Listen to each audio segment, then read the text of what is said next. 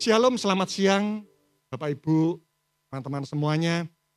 Baik, saya hari ini akan memberikan sebuah tema yang saya beri judul Orang Kaya yang Pintar Tapi Bodoh. Ya, ini orang kaya yang pintar tapi bodoh. Sebetulnya saya ingin menghindari perkataan ekstrim yaitu bodoh. Tapi akhirnya memutuskan menggunakan kata ini karena saya tidak mau mengganti firman Tuhan yang jelas dikatakan di sana adalah orang kaya yang bodoh. Lukas 12 ayat 13 sampai 21. 12 ayat 13 sampai 21. Jika nanti ada ayat-ayat yang sempat mungkin saudara tidak menulis, saudara nanti bisa download di materinya. Nah, orang kaya yang pintar tapi bodoh. Kami berdoa agar setiap jemaat SMCC menjadi jemaat yang kaya dan pintar menurut Tuhan. Ya, enggak ada amin, enggak apa-apa, saya sendiri aja yang amin. Kan? Lukas 12 ayat 13, saudara. Ya, sebelum saya masuk, saya tunjukkan dulu ayat 13 ini adalah ayat yang sangat penting. Ayat ini adalah titik awal berbicara tentang masalah kekayaan. Hati-hati dengan ayat 13 ini. Seorang dari orang banyak itu berkata kepada Yesus, Guru, katakanlah kepada saudaraku, katakan kepada saudaraku, supaya ia berbagi warisan dengan aku. Berarti saudara setuju enggak bahwa orang ini, dia mengalami yang namanya iri hati. Ya, kenapa dia dapat warisan? Saya tidak mendapatkan warisan. Saya waktu merenungkan tentang ayat pembuka ini, tiba-tiba ada sesuatu hal, saya teringat tentang 5 manifestasi akar dosa cintakan uang. Ya, buat saudara yang lupa, saya berikan akronim biar mudah. Makita. Ya, saudara akan tahu kan alat-alat namanya Makita, itu salah satu cara saya untuk menghafalkan poin-poin itu saya selalu menggunakan akronim-akronim. Makita, ya, 5 manifestasi akar dosa cintakan uang. Ma, pertama, membedakan orang berdasarkan kekayaan. K, kikir. I, iri hati. T, tamak. A, andalkan kekuatan sendiri. Tapi dari 5 manifestasi ini, saya mengamati salah satu karakter cintakan uang yang mulai ada semenjak seseorang masih anak-anak. Itu cuma ini. Membedakan orang berdasarkan kekayaan. Loh, anak kecil enggak. Anak kecil itu bergaul dengan siapapun. Saudara setuju dengan hal ini? Anak kecil dia bergaul, dia enggak pernah kata nih, iPhone-mu seri berapa? Enggak pernah.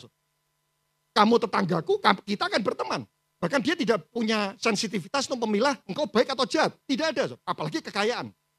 Kikir, wah anak kecil itu jarang kikir. Selfish ya, kikir tidak. Buktinya apa? Saudara ada di sini orang tua pagi hari memberikan 4 pulpen, terus waktu pulang, pulpenmu mana? Gak ada semua. Kemana kan? Dibagi sama teman-temannya. Itu anak kecil, saudara. Ya, seringkali sama Yeni, tadi di bak 3 pulang stok 1. Besoknya di bak 4 pulang stok 2. Loh, lama-lama kita defisit pengeluaran gara-gara pulpen. Ya, anak kecil itu enggak kikir, saudara. Ya, dia enggak butuh, dia akan berikan. Tamak. Wah, apalagi anak kecil enggak tamak. Dia belum tahu tentang peranan uang seperti apa. Mengandalkan diri sendiri? Tidak, lu anak kecil. Tapi salah satu karakter dosa yang mulai ada semenjak kecil, itu adalah iri. Betul enggak, saudara? Kenapa dia seperti ini? Kenapa aku seperti ini? Karena itu waktu saya merenungkan hal ini, hati-hati. Iri itu ada dalam kehidupan kita semenjak kita kecil. Melebihi manifestasi cintakan uang yang lain. Apa itu definisi iri? Tidak suka melihat orang lain lebih beruntung daripada diri. Kenapa dia mendapat lebih? Kenapa aku tidak? Kenapa dia dapat warisan sementara aku tidak? Hati-hati dengan iri. Dan perikop ini dimulai pada waktu ada seseorang yang iri. Saudara, hati-hati dengan iri. Dalam pelayanan pun kadang kita ini membandingkan. Saya tidak bisa membandingkan diri saya dengan Koangga. Koangga itu diem saja, kelihatan pinter. Dia Koangga itu diem aja pinter. Saya bandingkan dengan keluarga, tidak bisa. Saya mikir aja kadang belum nemu jawaban. Loh kok enggak diem natap itu aja, itu sudah berhikmat betul. Nah, tidak bisa. Drum dibandingkan dengan gitar. Drum kamu kok gemuk, gitar kamu pinggangmu ramping, tidak bisa dibandingkan. Seringkali permasalahan hidup itu karena kita iri, kita membandingkan. Kenapa dia khotbah lebih bagus? Kenapa dia sharing masalah memberi lebih bagus? Sudahlah. Salah satu hal yang Tuhan tidak pernah lakukan dalam hidup kita, dia membandingkan kita dengan orang lain. Dia tidak pernah membandingkan, kenapa kamu kok tidak menjadi seperti ini? Tidak. Karena Tuhan tahu kita semua punya porsi masing-masing. Kita semua punya tujuan masing-masing. Karena itu kenapa seseorang yang tidak tahu fokusnya kemana, dia cenderung akan membandingkan dirinya dengan orang lain. Kenapa jabat tanganmu itu orang dilawat, sementara aku jabat tangan, orang langsung pergi. Tidak bisa dibandingkan. Berikutnya, saya akan mulai masuk tentang 5 ciri. Kali ini 5, saudara. Bukan 3. Pertama saya merenungkan 3 ciri orang kaya yang bodoh itu 3. Saudara. Tapi besoknya saya renungkan lagi nemu 4. Saudara. Besoknya saya renungkan lagi nemu 5. Dan setelah itu saya tidak berani merenungkan lagi. Ya, saya khawatir ini jadi 10 ciri orang kaya yang bodoh. Kita udah selesai. Oke. Yang pertama yuk kita lihat ayat 14. Saya baca dulu keseluruhan Bapak Ibu ya. Agar kita bisa memahami hal ini. Ayat 14. Tetapi Yesus berkata kepadanya, saudara, siapa yang telah mengangkat aku menjadi hakim atau pengantar atas kamu? 15. Katanya lagi kepada mereka, berjaga-jagalah dan waspadalah terhadap segala ketamakan. Sebab walaupun, perhatikan saudara, seorang berlimpah-limpah harta, hidupnya tidaklah tergantung daripada kekayaan itu. Wow, ini aja poin pertama tidak mudah. Saudara kalau punya uang 5 triliun, lebih percaya diri enggak? Ayat ini tuh tidak mudah. 16. Kemudian ia mengatakan kepada mereka suatu perumpamaan. Ada seorang kaya, tanahnya berlimpah-limpah hasilnya. Ini kalau di Surabaya sekarang ini developer. Ya, tanah berlimpah-limpah. Ia bertanya dalam hatinya, apakah yang harus aku perbuat? Sebab aku tidak punya tempat di mana aku menyimpan hasil tanahku, pertanian. Lalu katanya, inilah yang akan aku perbuat. Aku akan merombak lumbung-lumbungku dan aku akan mendirikan yang lebih besar. Dan aku akan menyimpan di dalamnya segala gandum dan barang-barangku. Sesudah itu aku berkata kepada jiwaku, jiwaku, hatiku tenang. Ada padamu banyak barang, tabungan sudah banyak. Tertimbun untuk bertahun-tahun lamanya. Pandemi 3 tahun, ini 20 tahun masih punya stok. Beristirahatlah jiwaku, makanlah, pensiun dini, minumlah, dan bersenang-senanglah. Tetapi firman Allah kepadanya, hai engkau orang bodoh. Pada malam ini juga, jiwamu akan diambil. Dan apa yang telah kau sediakan, kau berjeri lelah setiap malam. Untuk siapa itu nanti? Demikianlah jadinya dengan orang yang mengumpulkan harta bagi dirinya sendiri. Mengumpulkan harta bagi dirinya. Mengumpulkan harta bagi dirinya sendiri. Jikalau ia tidak kaya di hadapan Allah. Nah, saya akan tunjukkan dulu kenapa saya sebut judul ini orang kaya yang pintar tapi bodoh. Saya tunjukkan kepintarannya ya. Karena di Alkitab banyak ditunjukkan kebodohannya, saya tunjukkan kepintarannya. Saudara setuju enggak? Bahwa namanya ya, dia berlimpah-limpah semuanya. Berarti orang kaya ini dia adalah pekerja keras. Ya, karena ada dikatakan dia dapat warisan. Ya. Dia bekerja. Berarti orang kaya ini bekerja keras. Dan ahli di bidangnya. Waduh, sudah kerja keras ahli. Calon suami yang handal. Ya. Bekerja keras ahli.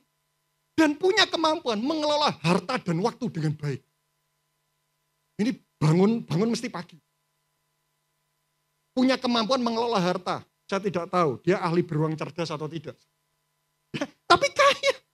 Berarti punya kemampuan mengelola. Buktinya tersimpan kok. Dia tidak boros kok.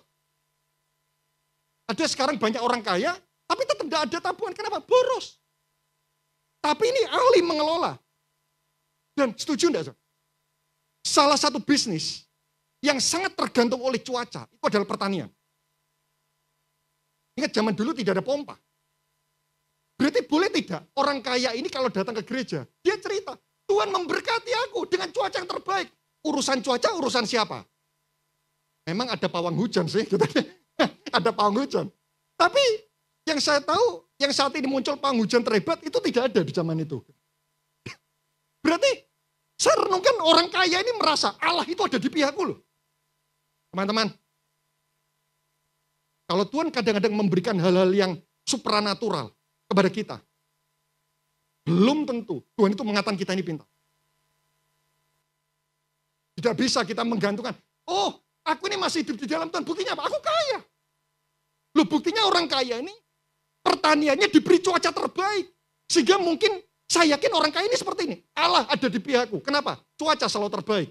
Penyakit tidak ada, hama orang tidak ada. Dan orang kaya ini bukan penipu loh. Dia bukan koruptor. Berarti saya simpulkan orang kaya ini punya moral baik. Karena biasanya orang jahat itu malas. Betul enggak? Orang jahat lama-lama malas. Itu cenderung orang malas itu pasti moralnya jahat. Malas. Ya malam keluyuran karena nganggur, keluyuran berbuat dosa. Mabuk-mabukan, pekerja keras, mabuk-mabukan jarang. Apalagi dia pekerja sendiri, jebakan bekerja sendiri. Jam kerjanya 24 jam. Wah ini moralnya baik loh ini. Ya. Reputasi nama baik. Karena cenderung orang sukses pasti jaga nama baik. Dan dia seorang pemberi solusi yang handal. Ini orang pintar. Hartaku banyak. Tak simpan di mana? Dengan sekian waktu. Oke, aku akan merombak lumbung-lumbung. Wah ini pemberi solusi yang hebat. Saya renungkan. Orang kaya ini pintar. Dia berkemampuan, kerja keras, hebat mengelola harta, hebat mengelola uang. Tuhan seolah-olah ada di pihaknya. Moralnya baik. Ya, bukan pengangguran. Tapi kenapa Tuhan mengatakan bodoh? Karena orang kaya ini hanya memikirkan aspek jasmani. Tapi dia tidak memikirkan aspek rohani. Jadi ini pintar dalam hal jasmani, tapi kurang pintar dalam hal rohani. Mari kita berbicara prinsip investasi. Kalau misal saudara punya 2 rumah, yang satu rumahnya ini di pelosok, ya, harganya cenderung turun.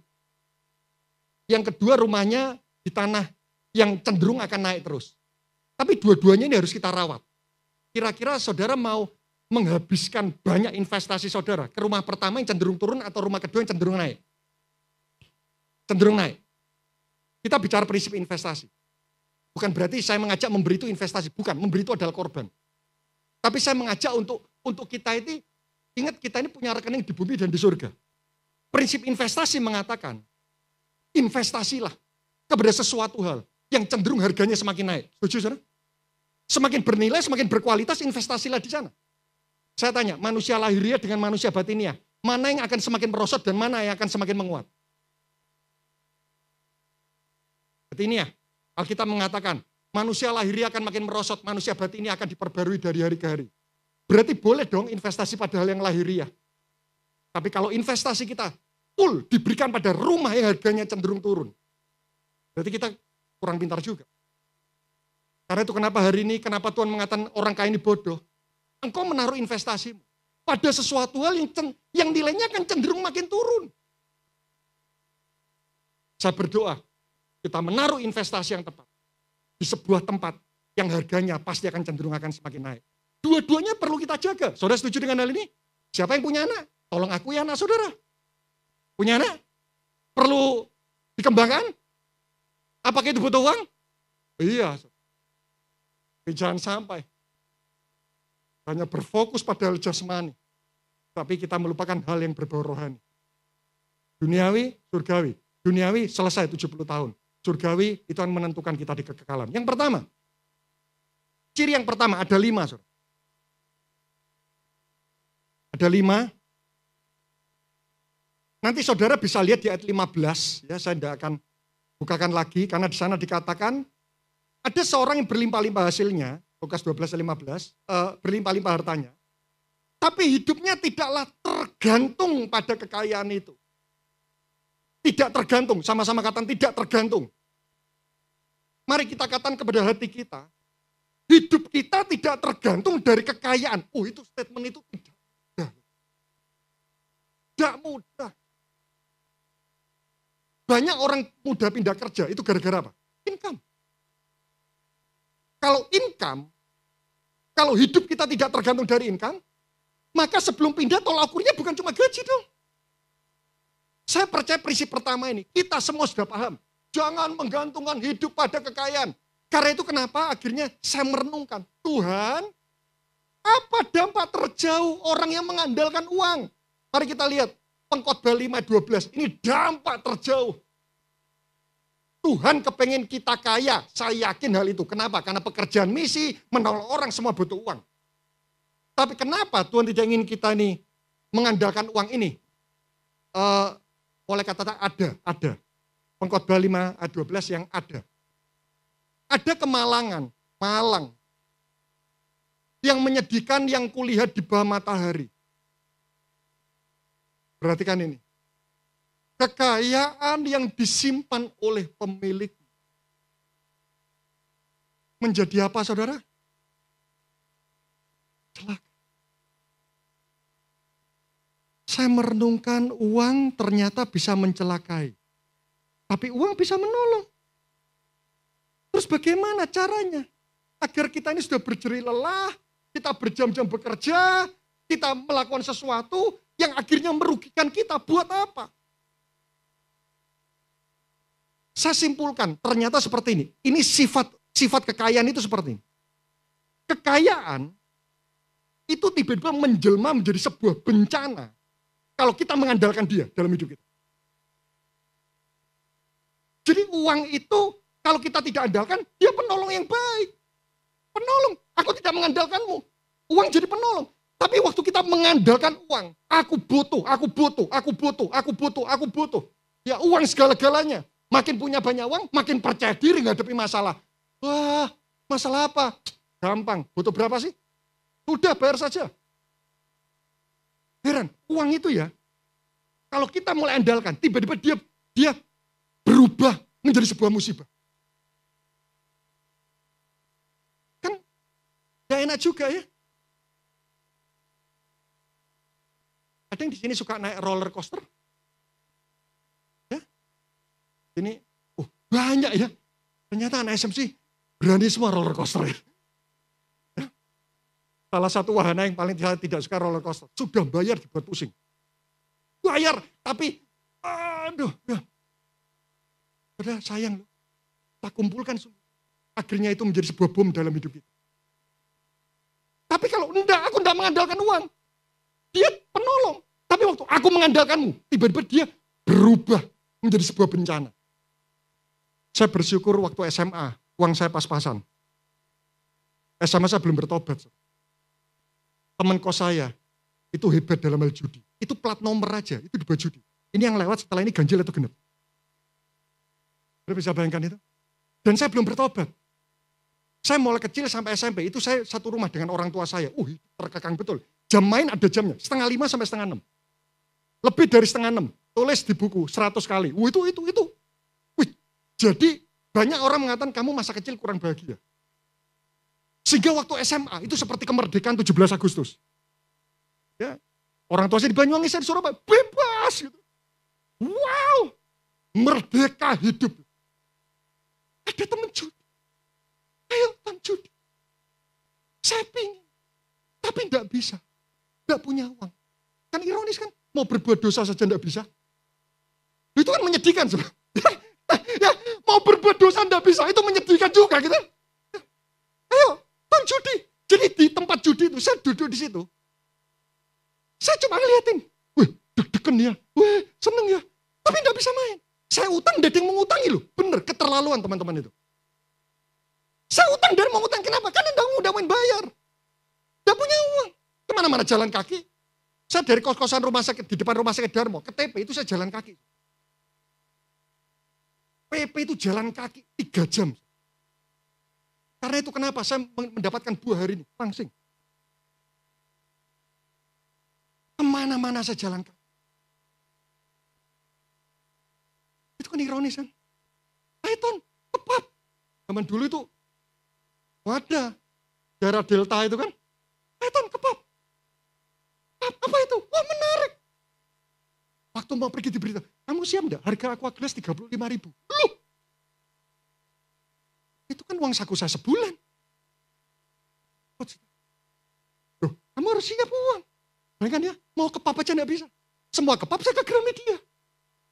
Karena waktu itu buka buku di Gramedia itu gratis. Sekarang diplastiki kan, kalau dulu enggak. Bisa bersyukur loh. Seandainya saya punya uang waktu itu. Python judi, doa ayo. Mau semalaman. Python kepap, tak traktir kamu. Tapi saya bersyukur. Kadang-kadang uang itu bisa mencelakai kita.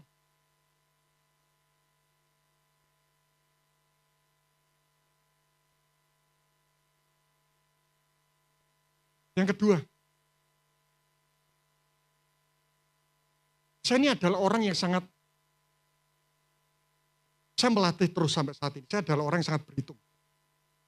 Saya mulai SD, itu sudah dilatih yang namanya rencana anggaran biaya. SD. Jadi SD itu saya sudah punya laporan keuangan. Loh, bayangkan. SD. Saya sudah bisa nabung. Saya ingat, waktu mulai kuliah, tahun 97. Saya mulai bekerja, saya doa sama Tuhan. Tuhan, tolong akhir tahun, uang tabunganku cash, itu harus 2 kali lipat.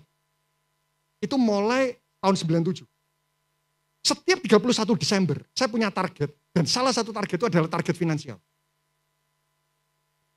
Dan tahun 97 sampai 2006, itu selalu 2 kali lipat. Buat dihitung, kalau dikali 2 terus berapa? Bisa bersyukur. Membentuk saya. Sampai satu. Jadi tipu orang. 70% tabungan saya tahun 2004 habis. 70% habis. Sisa 30%. Dan coba dikalikan aja. Saya awal kuliah sudah bisa beli sepeda motor sendiri. Jadi tinggal kalikan aja. Tahun 97 sampai tahun 2004. Berapa? Kalikan 2 terus. Setelah itu ngumpulkan lagi. Karena sakit, habis lagi. Setelah itu selesai. Saya diizinkan mengalami yang namanya sakit penyakit. Istri kena tumor otak, habis lagi. Sampai satu titik, Tuhan terima kasih. Aku tahu, uang tidak bisa diandalkan. Tidak bisa. Terima kasih Tuhan. Tapi tetap ada keuntungannya Pak. Laporan keuangan, ya bagus. Yuk. Kalau kita masih mengandalkan uang, mungkin tidak ada salahnya. Loh, banyak keluarga berkelahi gara-gara uang. Apakah di sini ada? Tidak ada yang mengaku.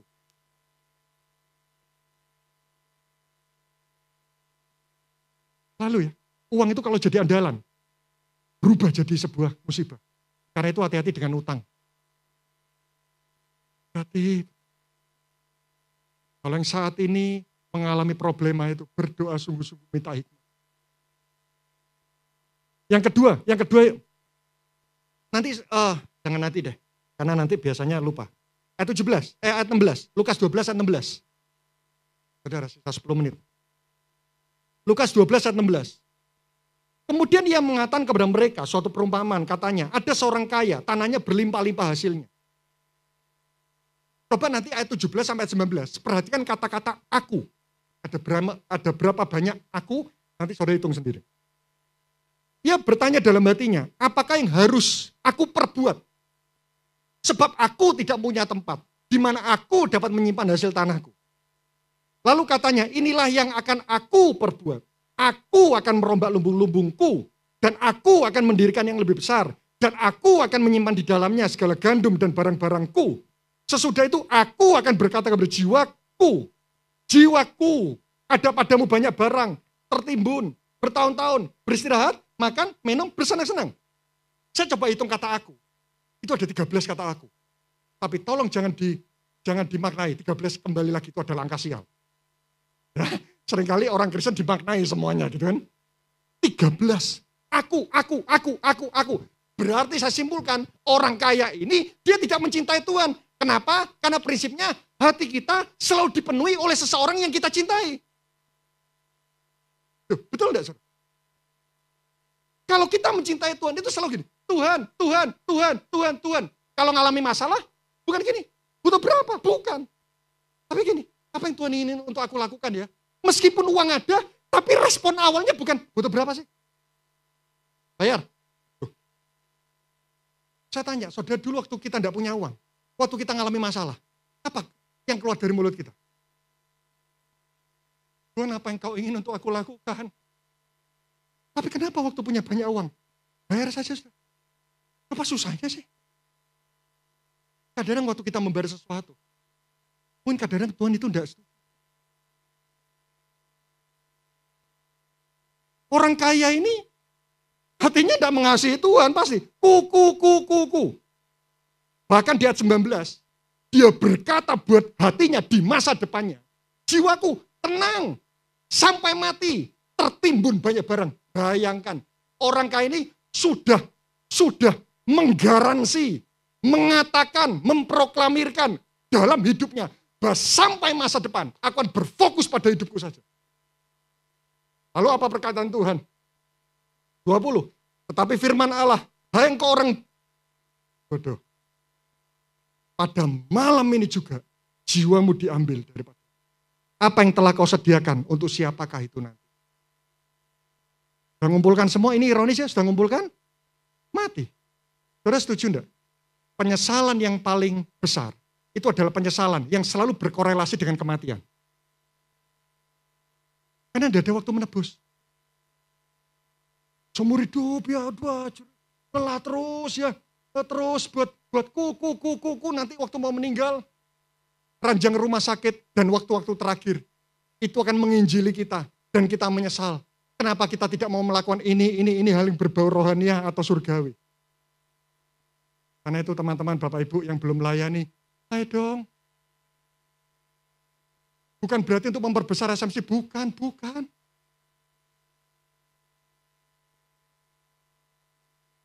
Jika bos di kantor yang tidak bisa menjamin hidup kita mengatakan, layani aku. Siapa? Tuhan yang menjamin hidup kita mengatakan, maukah kau layani aku? Sibuk.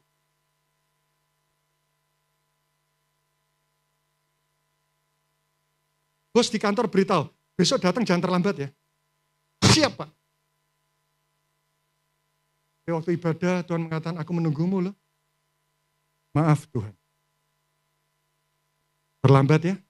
Boleh enggak datang waktu doa berkat aja? Bolehlah, karena kan Tuhan melihat hati. Ayo. Poin nomor 2. Orang kaya yang hidup hanya untuk menikmati hidupnya sendiri. Yang ketiga, nanti saudara baca lagi di ayat 20 ya, Lukas 12 ayat 20. Dan apa yang telah kau sediakan, untuk siapa itu nanti? Untuk siapa? Yang ketiga, orang kaya yang tidak punya kuasa menikmati kekayaannya. Ternyata menikmati kekayaan itu butuh kuasa loh. Pengkhotbah 6 ayat 1 sampai 2. Ini hal ironis. Pengkhotbah 6 ayat 1. Ada suatu kemalangan yang telah kulihat di bawah matahari yang sangat menekan manusia. 2, perhatikan ini. Orang yang dikaruniai. Loh ini dikaruniai. Betul. Dia diberkati Tuhan loh. Orang dikaruniai Allah. Kekayaan, harta benda, dan kemuliaan. Sehingga apa saudara? Tidak kekurangan suatu apapun. Mau nanti siang buang air kecil di Taiwan? Tidak kekurangan, bisa. Malam mau cuci kaki di Hong Kong? Bisa, tidak kekurangan suatu apapun. Sehingga ia tidak kekurangan suatu apapun. Tetapi orang itu tidak dikaruniai apa? Itu butuh karunia loh. Tidak dikaruniai kuasa Allah untuk menikmati. Ternyata menikmati berkat itu butuh anugerah. Nanti saudara baca di rumah referensinya, Pengkhotbah 5:18. Jadi kalau kita minta berkat, jangan lupa minta juga kuasa untuk menikmati dengan cara yang benar. Orang itu tidak dikuasai, orang itu tidak dikarunia kuasa oleh Allah untuk menikmati, melainkan, ini yang ironis. Siapa yang menikmati? Melainkan siapa yang menikmati? Ya, nanti saudara baca. Tetapi orang itu tidak dikarunia kuasa oleh Allah untuk menikmatinya, melainkan orang lain yang menikmatinya. Ini kan gimana ya? Kita yang ngumpulkan, kita tidak menikmati, orang lain yang menikmati. Karena kekayaannya sudah sangat terlalu banyak, kan pasti harus ada yang menikmati dong.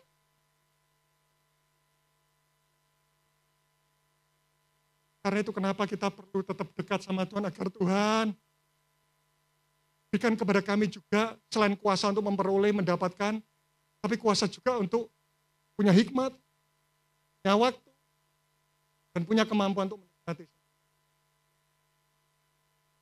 Butuh kuasa. Yang keempat,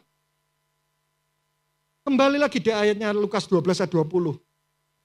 Ayat 20 ini berbicara banyak sekali. Dan apa yang telah kau sediakan? Untuk siapa itu nanti? Untuk siapa? Diri orang kaya yang bodoh yang keempat. Orang kaya yang tidak meninggalkan warisan apapun untuk anak. Untuk siapa nanti? Ada banyak loh orang kaya, kekayaannya itu habis di tangannya maupun tangan anaknya. Tidak ada satupun yang diwariskan. Tidak ada. Habis. Saudara nanti baca di Asaf. Di Mazmur 73. Itu ada orang sudah gemuk, seger, tidak pernah susah, tidak pernah kena masalah, tidak pernah sakit penyakit, bahagia selamanya, dan tambah kaya. Itu kan enak kan? Tidak pernah kena masalah, tidak pernah kena penyakit, bisnisnya laris terus. Itu nanti saudara baca Mazmur 73. Asaf, loh kok enak itu fasik? Tuhan bilang, kamu jangan lihat enaknya, lihat akhir hidupnya. Semua habis dalam kebinasaan. Sehingga tidak ada satupun yang bisa diwariskan untuk anak. Kita hidup benar. Mungkin uang kita tidak banyak diwariskan. Itu jauh lebih baik daripada orang kaya yang keuangannya itu semua habis. Ciri orang baik meninggalkan warisan buat anak-anaknya. Amsal 13 ayat 22a. Tidak usah ditayangkan. Orang baik meninggalkan warisan buat anak-anaknya. Warisan apa yang terbaik? Saudara tulis saja ya. Mazmur 37 ayat 25 sampai 26. Warisan apa yang terbaik diberikan pada anak? Bukan kekayaan. Mazmur 37 ayat 25 sampai 26. Itu ada dua. Takut akan Tuhan dan mengasihi sesama. Dulu aku muda, sekarang telah menjadi tua. Tapi tidak pernah aku lihat orang benar ditinggalkan. Ini berarti takut akan Tuhan. Atau anak cucunya meminta-minta roti. 26. Tiap hari ia menaruh belas kasihan dan memberi pinjaman. Ini orang tuanya menaruh belas kasihan dan memberi pinjaman. Dan anak cucunya menjadi berkat. Berarti dua warisan yang terbaik diberikan pada anak kita. Takut akan Tuhan dan mengasihi sesama. Yang kelima, yang terakhir. Ayat 21, Lukas 12 ayat 21. Lukas 12 ayat 21. Demikianlah jadinya dengan orang yang mengumpulkan harta bagi dirinya sendiri. Jikalau ia tidak kaya di hadapan Allah. Yang kelima, orang kaya yang tidak punya tujuan atas kekayaan. Boleh enggak kaya? Boleh. Tuhan anugerah. Tapi harus bertujuan. Kenapa Pak Anton, Ko Anton? Kenapa Ton? Kaya harus bertujuan. Saudara setuju enggak? Kaya itu sebetulnya juga kelebihan. Maksudnya itu adalah salah satu kekuatan. Betul ya? Semua kekuatan itu selalu punya kelemahan. Kekuatan kita bisa jadi kelemahan kita. Anda setuju dengan hal ini? Pinter ngomong, itu kekuatan atau kelebihan? Tergantung. Kalau tidak punya tujuan, nipu orang. Tapi kalau punya tujuan, komunikator yang baik. Posisi tinggi, itu kelebihan atau kelemahan? Tergantung. Bisa kelemahan, kenapa? Nindas orang dipimpin. Tapi apakah itu kelebihan? Iya, punya pengaruh. Jadi saya renungkan seperti ini. Kekayaan itu kekuatan. Dan semua kekuatan itu selalu punya kelemahan. Kekuatan kita selalu jadi kelemahan kita. Saudara setuju? Bagaimana menghilangkan kelemahan dari sebuah kekuatan? Tambahkan tujuan. Semua kekuatan itu punya kelemahan. Waktu kekuatan itu ditambah tujuan, kelemahan itu pergi. Karena itu kenapa kekayaan harus punya tujuan. Ayat terakhir, 1 Timotius pasal 6 ayat 17 sampai 19. 1 Timotius pasal 6 ayat 17 ayat 19 sampai 19.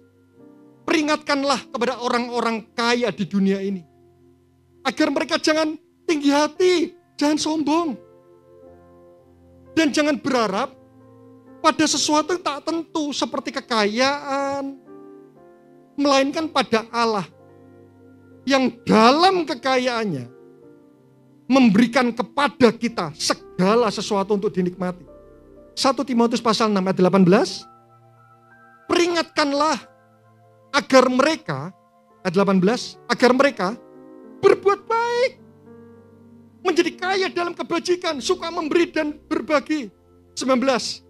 Dan dengan demikian mengumpulkan suatu harta sebagai dasar yang baik bagi dirinya di waktu yang akan datang untuk mencapai hidup yang sebenar. Kemarin di ibadah liter saya mengatakan, berbagi itu peperangan rohani loh. Kenapa? Kalau berbagi itu tidak merugikan kerajaan gelap. Kenapa iblis selalu menghalangi kita untuk memberi? Betul ya? Saudara dibuat kuat takut, saudara dibuat khawatir.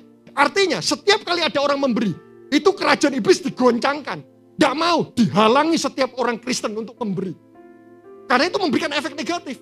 Karena itu kenapa saya mengatakan, memberi itu juga peperangan rohani loh. Mari yuk, teman-teman, Bapak Ibu semuanya. Kami berdoa, orang-orang SMC diberkati.